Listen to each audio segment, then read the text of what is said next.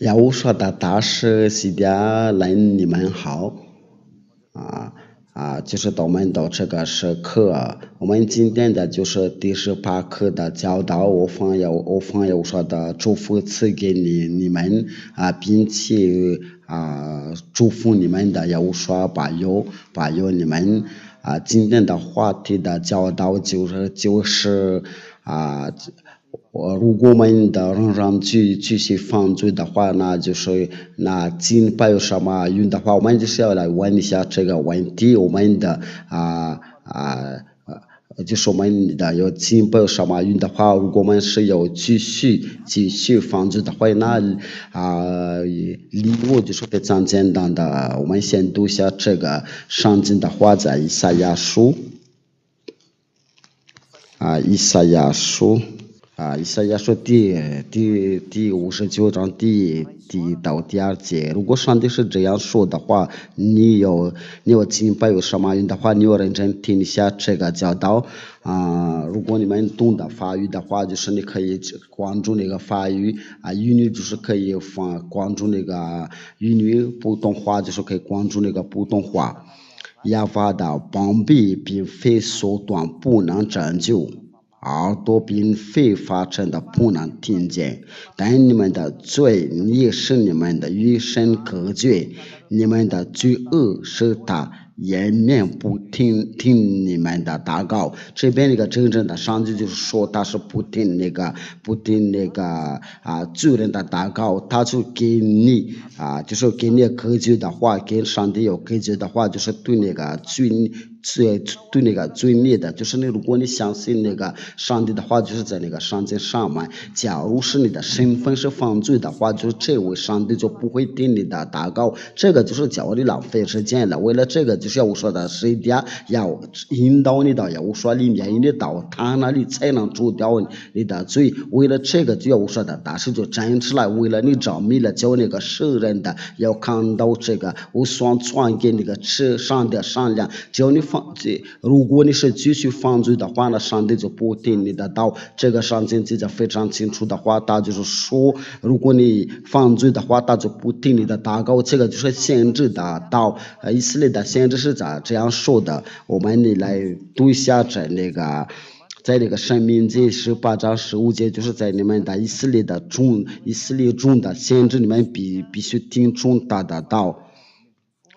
申命记第18章到第15节到19节。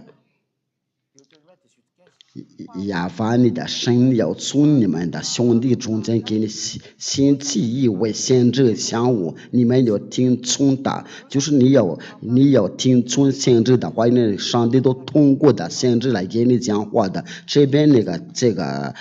教导是非常清楚的。18节他就是说，我必在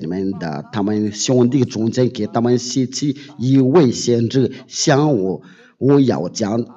我的话传给他，他又将我的一切所吩咐的都传给他。谁不听他放我的民所说的话，我必倒谁的罪。那就是那个先知的就是说先知的话就是说，上帝不听的放罪人的祷告，所以你有去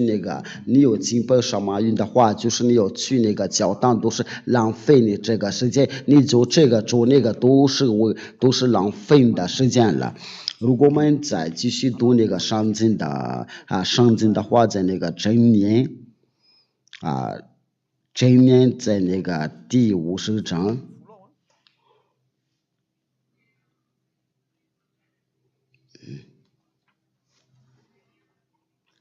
箴言第15章到第8节。恶人的献祭为亚法所憎恶，正直的人祈祷为他所喜悦的。就是他做这个献祭的时候，就是在他面前是个憎恶，就是有人有敬拜的时候，他就想把自己的上帝成为一个献祭的话，那这个你就是真是那个正直人的祈祷为他所喜悦的。这个就是非常清楚的话，只要你恶人的话，这个就是不行的。在28节那里，他就是这样，我们就一起阅读这个上帝的道。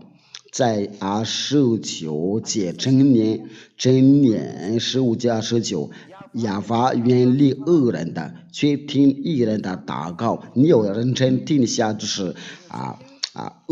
上帝就不会听恶人的祷告，他就不听了犯罪人的祷告。这个就是随便，如果你要去了解在这个最恶下的，我现在不说那个心理，先说我们首先通过那个全说那个先知那个就是那个古老的先知，从那里就是说过，上帝不会听恶人的祷告。你要去那个敬拜的话，都是浪费你的时间。我对你说，就是那个你说必须要犯罪的话，就上帝没有不听你的祷告。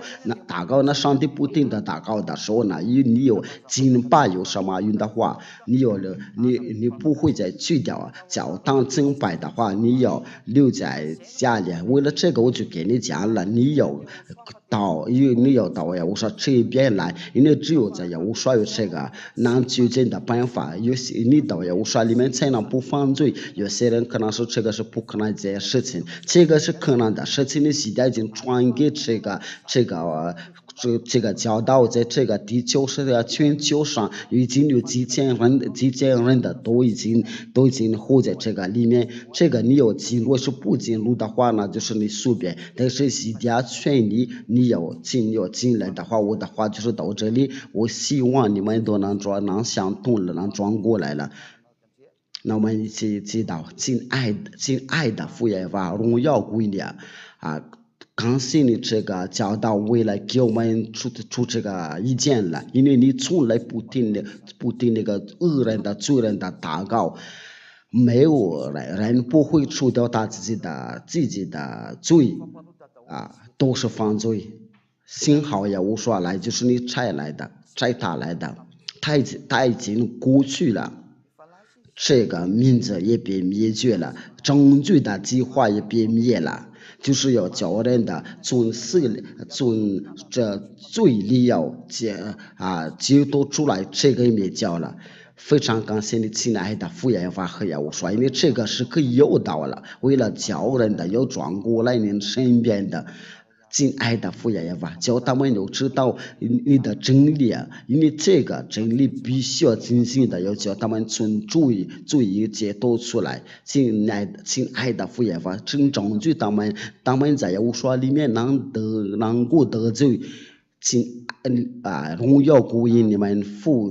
子俩，我奉耶和华的名字做了这个祷告，哈利路亚，阿门。我就说耶和华祝福你们的，就是在听中这个教导，就是让你们的要相通。我们就再见，下一课再见。